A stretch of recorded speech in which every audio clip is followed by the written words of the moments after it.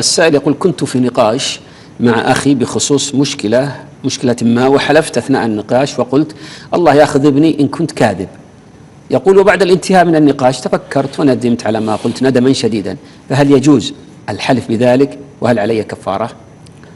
أولا ليس هذا حلف، هذا دعاء.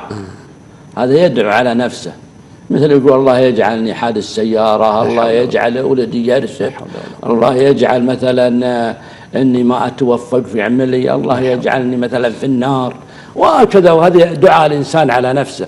والله تعالى يقول: ويدعو الإنسان بالشر دعاءه بالخير وكان الإنسان عجولا. ولهذا يا أحبابي بارك الله فيكم، لا يجوز للإنسان أن يدعو على نفسه، لا يجوز للإنسان أن يدعو على نفسه.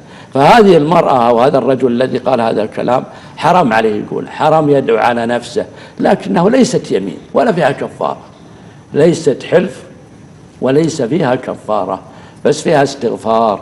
إن الإنسان يدعو على نفسه، أنت لا تملك نفسك ليست ملكا لك، لله تعالى، فلا تظلمها. نعم. الشيخ، توضيح لكم عن لغو اليمين يا شيخ، ما المقصود بذلك؟ لغو اليمين هو الحلف الذي لا يقصد بحلف، مثل والله لا والله لا والله الا والله تجي منه الا تجي، هو ما يقصد الحلف بس يظهر على لسانه، يظهر على لسانه. وهناك نوع آخر من لغو اليمين وهو يحلف انه صادق، يظن انه صادق وهو لغو، عرفت؟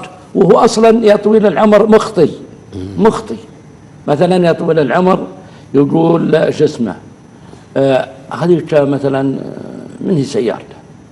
يقول هذه سيارة زيد. يقول لا لا لا، قال والله العظيم انها سيارة زيد، للتأكيد. ايه، يظن انه صادق، ما هو بصادق، غلط. فالأيمان التي تبنى على غلبة الظن هذه من لغو اليمين. أثابكم الله.